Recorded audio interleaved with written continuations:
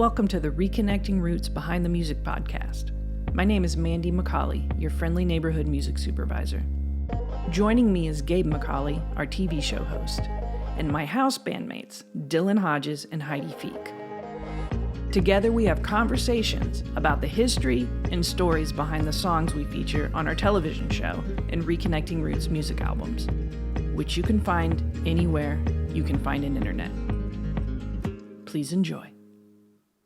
I'd like to welcome everyone on the internet, everyone across the world and this universe to this podcast, this edition of the Reconnecting Roots podcast, Behind the Music. Here we are again. I'm your host. You know what? That's a little presumptuous. I'm a host. I don't know if I'm yours, but today it's me, Gabe McCauley of Reconnecting Roots, world-renowned television series. Making a lot of noise over there. Music supervisor Mandy McCauley really getting adjusted. Thanks for having me. This show is really about making noise today. It's about the music. Yeah. So if you're familiar with the show. If you're not, I encourage you to check it out. It's a great little series about American history where we connect the past to today. And today, specifically, we're going to talk about the music that we have on our series, Reconnecting Roots Season 2. Today, we're getting into the topic of Native Americans. And the song we feature is called Red Wing. But before we get into that, let's remind everybody who you are. Music supervisor Mandy McCauley. Hello, my name is Mandy McCauley. Yeah. Let's remind everyone something else. I also play music. True. And I'm married to you and am friend and foe to the firekid. And firekid. How goes it today? It goes great. Well, great. I am Heidi. And I am Dillon. And we are Firekid. Firekid. Nice. Yeah. I think we nailed that. Yes. Yeah, I think we're getting better with each and every podcast episode. Mm-hmm. Oh, absolutely.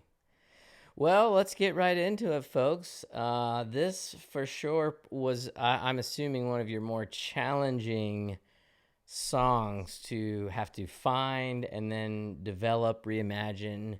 If you look at around the time at which the songs we're looking for, which are public domain, which means we're looking at, songs pre-1920-ish, 26, right? Something like that. 27. Around that time. There wasn't a lot written at that time, correct me if I'm wrong, about Native Americans that In a positive in a Yeah. in a positive light. Often they were sort of the murdered joke, the but people they who were- were genocided. Yeah, Yeah. and not just Yeah, in music. that- That's in like every form of media. Yeah. Mm-hmm. Yeah, so tell me about that. Tell me about trying to find a song that would represent this specific episode where we wanted to talk about. And quite frankly, that was a pretty challenging episode for us as well on the TV side of things. One, because part of what we do in the show is we look at history. We try and look at it objectively. We talk about the bad, we talk about the good, but we always want to give a positive and hopeful slant, particularly by the end of the episode. We want people to, have a positive outlook on where we're headed. Right. This one was a more difficult episode to find that Yeah, I bet. positive outlook. Yeah. Yeah, it's hard to because, ungenocide people for sure. Mm-hmm. You can't really do Yeah. that. Yeah. And, even when you look at Native Americans today, as in general, when you're looking at, reservations, and it's still hard. It's still difficult for a lot of them. And it was a real challenge to figure out how to tell this story well, Mm-hmm. and to tell it in a, obviously I'm not Native American, and so it was difficult. Around the time we were working on this song, Heidi and I had watched Ken Burns' The West, which was beautiful and powerful. And at the end of every episode, it was like, and then they all died. Yeah, it was And so then sad. white people killed them all. Yeah. And it was just happened so frequently that it just was hard not to feel down about it. But I mean, and I don't even really know the history of this song, but other than I grew up playing it, and I knew it as like a bluegrass song, a song that's played in the bluegrass tradition, and a song that's played in the Western swing tradition. So, And this was a song that you had originally put on your album before even this album, correct? And then you guys sort of reimagined it. yeah, we never released it, but I just basically felt like the song was dope and was worth reimagining anyway, like even without doing it through Reconnecting Roots, because oftentimes this is just what we do anyway, usually with Dave making songs or something. But I just felt like the song was dope, and the melody and rhythm and all that stuff, and even concept, were ripe for some sort of appropriation, some sort of derivative work to come from it. Mm-hmm. I had never heard the song before Dillon played it for me. He had been playing it in the bluegrass circles since he was a youngin', but I definitely had never heard it. Yeah. But I loved the melody of it. I thought it was such an interesting melody. And you're right. It was difficult to find a song for this episode. But it was kind of perfect that Dillon knew this song and we could work with the lyrics to try to create like a story. Just like with any of the other songs, we try to put it in a perspective that is now. So, it's a completely reimagined version of the song. I like it a lot. We tried to make something that we liked. I think that's what we're always trying to do. Mm-hmm. So we were doing that at the beginning when we recorded it under Firekid. And then when we went in the studio at Willie's to record this with Mandy, it just made sense to have all of our voices on it. And we had a really good day that day, just working in the studio all together. Well, let's take a listen to the original recording.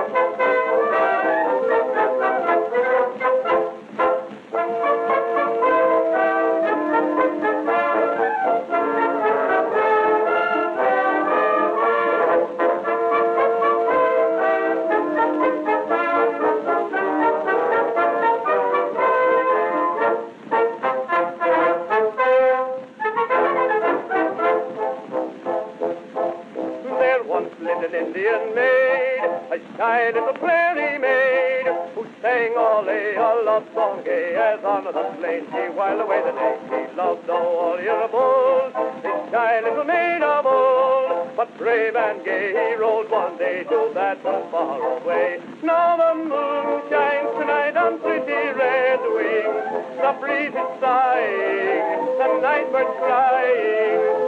All afar an easy star, her brave is sleeping, while red wings weeping her heart away.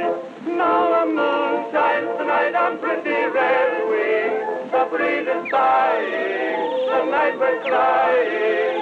All afar an easy star, her brave is sleeping, while red wings weeping her heart away.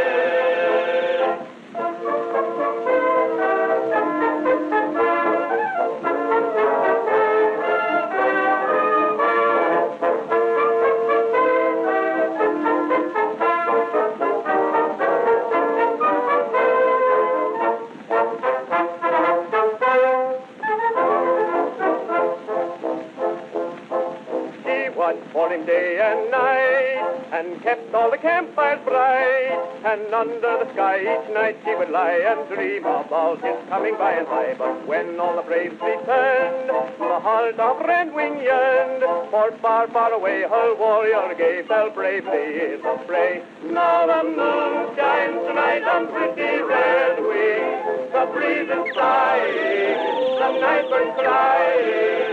All afar beneath the star our brave is sleeping, while Redwing's weeping her heart away. Now the moon shines tonight on pretty Redwing, the breeze is sighing, the night birds crying.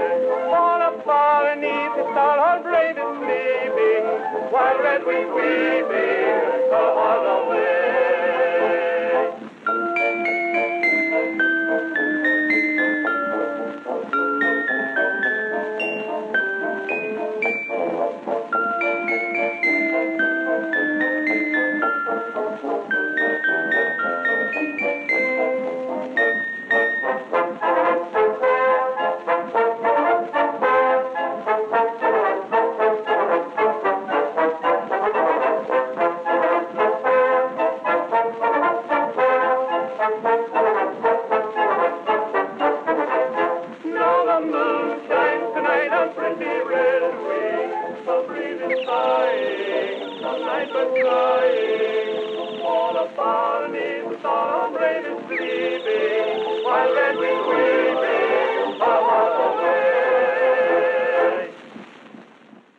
Mama Sauce works with people around the world to bring their print projects to life.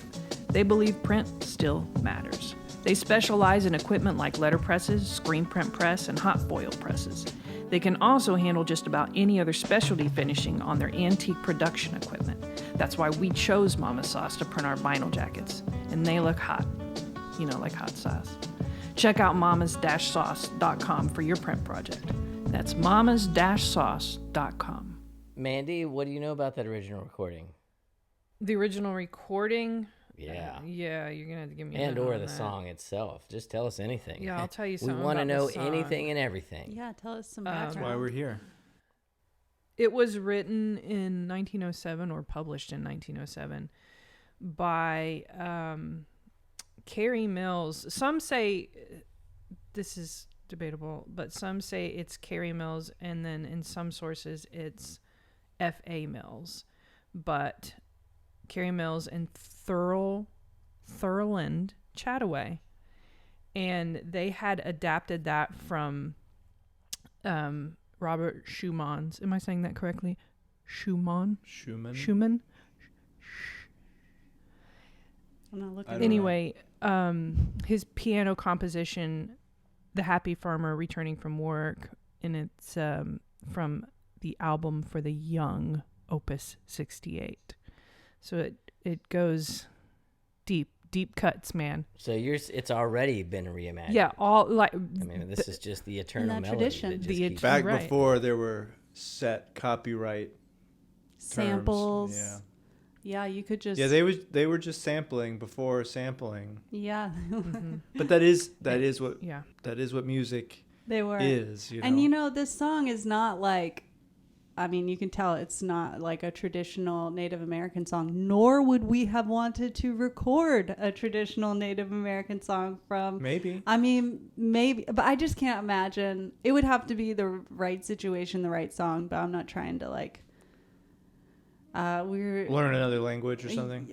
Yeah, or that just feels a little bit like I would rather have actual Native Americans come in and record them doing a traditional Native American song, which would be really But yet fun. you were comfortable singing Danny Boy.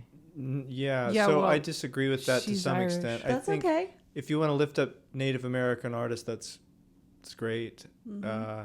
But I think you don't have to exclude yourself from it because you have the power to advocate for them. And, you know, one way to do that, I suppose, is to step aside and give them the spotlight. But the purpose of the show is not to just bring in something as it is traditional. It's like to combine worlds and to build bridges and stuff. So to me, like, maybe we could have brought a Native American in to sing a verse on a song or something, or to write a song with us. And maybe that's the kind of thing we would do in a season 3 situation.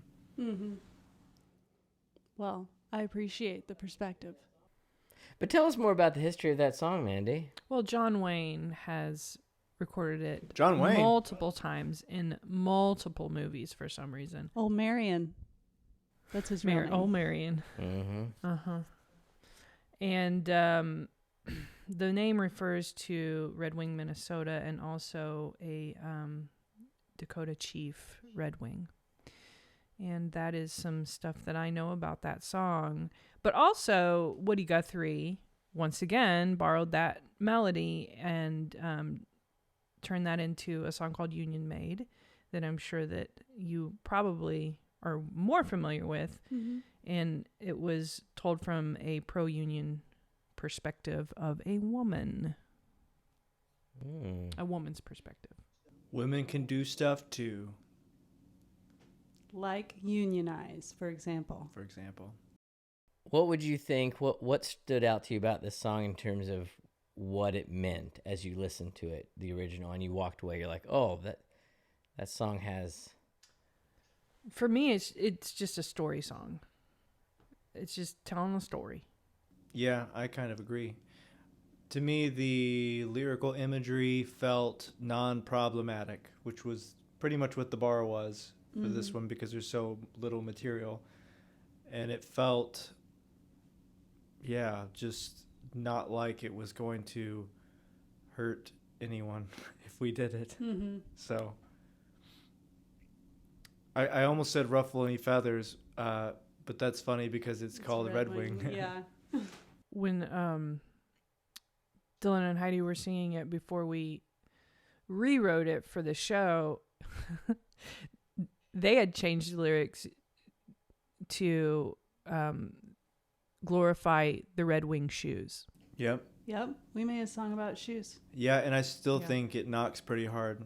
Yeah. I think it goes pretty good. I still liked it. Our producer didn't want to put it on the record, which That's is why we fine. didn't put it out. Maybe we'll still put it out at some point. But well, we ended up putting it out on Reconnecting Roots. yeah, but not about shoes. Right. Maybe we'll put out the shoe version sometime. Yeah, the shoes remix. Yeah.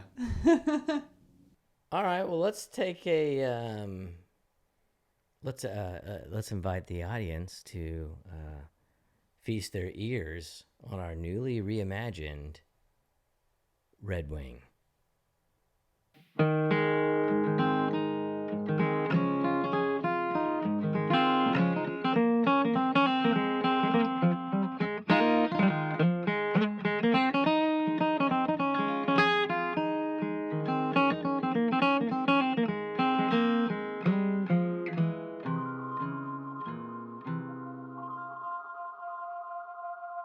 Walk it off, come with me, feeling light as a feather tonight, little red wing.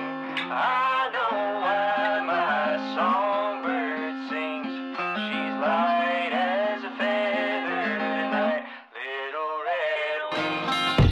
Little red wing, little red wing.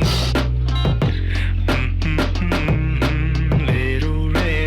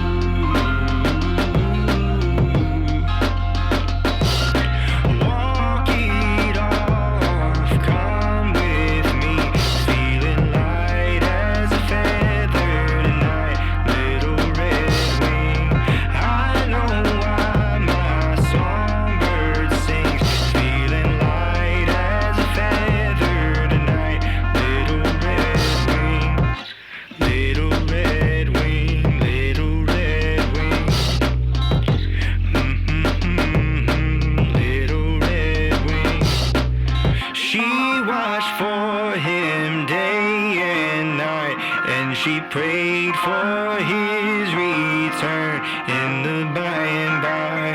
I know why my songbird sings, feeling light as a feather tonight. Little red wing, little red wing, little red wing. Little red wing, oh, the moon shines tonight on pretty red wing.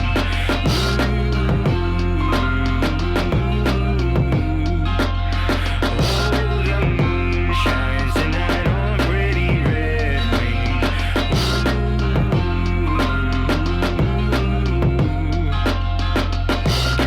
Walk it off, come with me, feeling light as a feather tonight. Little red wing, I know why my songbird sings. She's light as a feather tonight. Little red wing. When we recorded this in Willie's studio in East Nashville, we actually recorded the beginning, the intro to that song on Dillon's iPhone. Do you remember that, guys? Oh, yeah. Because it just didn't sound as good if we recorded it on a mic together. We were trying to do gang vocals on a mic, but then We wanted it to sound bad. Yeah, it didn't sound bad enough, actually. Yep. It needed to sound very, very bad. Which is good. Yeah. I always tell, whenever we're looking for that kind of sound, I refer to that as gas station microphones. We need some gas station microphones. Who knows why? You know, microphones you get at the gas station. Well, Heidi used to say that the Black Keys albums Dillon, sound good, you but don't it sounds have to- like they sound good, but it sounds like they recorded them with microphones that they found at a BP station or something. Yeah, we didn't have to throw a band under the bus. I was just... Is that throwing them That under the might bus? be kind of as a You liked it. compliment, We maybe. literally I mean, emulated the sound on this album, so I don't know why Well, it's I'm thrown sure under the they bus. spent a lot of money on specifically their microphones. Yeah, but they spend money so that they can like overdrive them and Yeah, I and guess the have moral the of unintended this character is from we them. try really hard to sound bad. So if you hear it and you're Sometimes. like, man, this sounds kind of rough. Yeah. We have to speaking work of for trying that. hard to sound bad, mhm. Well, especially at Willie's place, everything sounds so good over there. at the end of the song, I remember having this conversation. Is Heidi, you sing the harmony at the end of the song in the outro, and I remember you looking at someone when we were singing it live in the studio, like for the TV taping, and you looked at them and you said, "Yes, that is the correct harmony," because there's some notes there that normally one would not sing. Oh, really? Within And that. I was defending myself to somebody? to me. Yeah, yeah. Probably you. I'm sure. No, it wasn't, because it was just someone else that kind of gave you a look like, is that the right note? Oh, and I was like, don't look at me like that. That was correct, sir. Yeah. That is the correct harmony. I speak. This is math. This is math folk music. Yeah. Mathematical folk music. What lyrical changes did you guys decide to make, and why? Yeah. I mean, I think all of them. No, we kept some of them. Except for the choruses. Mm-hmm. But a lot of the verses we changed because we turned it into kind of a story about people falling in love and feeling light within themselves because they're excited and full of life and full of love. It's about the zeal of the organs for one another. What? Don't make eye contact with me when you say that. That's weird. Sorry, and the sort of a classic love story, Tristan and Isolde, of separation and the pain that being separated can cause a lover. Was there any underlying connection to the Native American people within that story? I mean, the protagonist is a Native American princess who has fallen in love or been betrothed to someone who is out on the prairie, I guess. And so what changes, why the new direction melodically or within the production? What inspired the new version of Red Wing that we hear on Reconnecting Roots Season 2 album? I think the samples might have really made the direction, taken it in that direction, because the samples are really great. I had a SP12, which is a drum machine. It's the one that Daft Punk used for Homework and Discovery, and it is just the nastiest machine. So I just had quite a few beats that I made on there, and this was like the sickest one. So I just thought, let's use it and let's try it. And so we wrote a new melody over the top of it, and then we kept the chorus the same as the original. So we have Daft Punk to thank for this particular version of Red Wing. Yes, my love of Daft Punk inadvertently came into this version of Red Wing. It's you can really hear the character of the SP12 on their song "One More Time" in the intro when they're playing those like da da da da da da da one more time. That's the SP12, and it's Nice.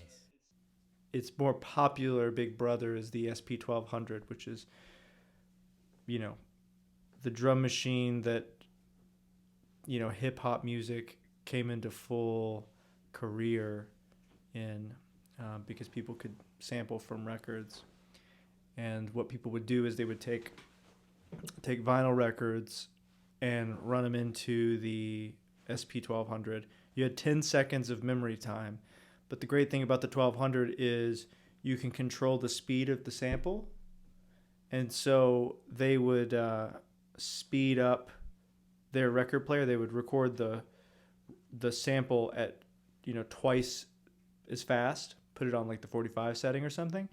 And then once it was in the SP1200, they'd slow it down. And then that's a sneaky way to get 20 seconds of memory out of it. So we didn't have to do anything like that when we used the 12, but I did sample some of my own drums, and that's why they sound so crispy and snappy. I really am glad we got into that nerd talk there. I love it, man. Yeah. Like, It's, I think it's at what I least love. three of the listeners are really going to enjoy that. Hip-hop history. Maybe lots more. Let's see who we can attract. So, you know, one interesting thing about, one thing of note is on the show, you guys perform at the end of every episode. It kind of like takes you out of the episode. The band comes in, they perform the song, but it's a live version of the song, which means several of the songs are slightly different on the actual episode than on the album. This one, I believe, is still pretty close to being the same, but there's a few that kind of stand out as being somewhat different. Some of that's probably just in terms of production and what you're capable of doing when you play it live with only 3 people. But also some of that was just choices for, hey, if it's going to be live, it probably sounds better to do it this way, or Correct. just a different choice. I think in the process of season 2, we had not been able to get into the studio and record our stuff yet. We only had the rough, you know, the demos. And so when we went in to do the live tapings, we just hadn't worked out the production of the songs all the way yet. So we were working with our rawness. Yeah. Yeah. Yeah, that's true. Most of it was done on an MPC Live. Mm-hmm. And that's Heidi's little button instrument. A lot of people actually ask me that. What's that thing she's playing? I got her right here, right next to me. Yeah, Her little button instrument. She's right here, right next to me. Oh, yeah. My cousin texted me recently and said, hey, I just saw a video of you playing. Are you a DJ now? And what's your answer, Heidi? I said, haha, basically. Yeah, not at all. But Yeah, I don't know. it's close. The closest thing to it would be a drum or a drum machine. Yeah, But you can load your own sounds. I can do into anything, honestly, but Yeah. I run the whole show. But Yeah. yeah, this thing is magical. The MPC Live is what we have. There's lots of different versions of the MPC. It's been around for quite a while, but this one's more. Just don't sell recent. yourself short by saying you're a DJ, even to your family. Well, it wasn't worth explaining. It's like when somebody asks me if I've sold any songs to anybody famous Yeah. lately. It's like I don't want to explain the whole music No, it's up industry to you to right correct now. people No. when they're wrong, See? to tell them how they've aired.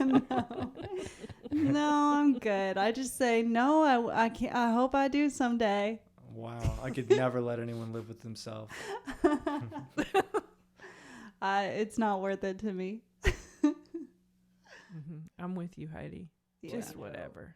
One of the challenging things, obviously, we've talked about is finding these public domain songs. And I mean, I know I've been a stickler sometimes at sort of going back to you guys after you've picked out songs and saying, no, these aren't relevant enough. Yeah. Because I'm really trying to find songs that correlate to the topic and the message at hand. And so sometimes, you're really struggling to find something, but it's good to have this conversation because I think what comes out is there's typically a lot more connectedness and a lot more relevancy, and it goes a lot deeper than you think. Yes. When you hear something and there may only be one lyric that kind of alludes to this thing, or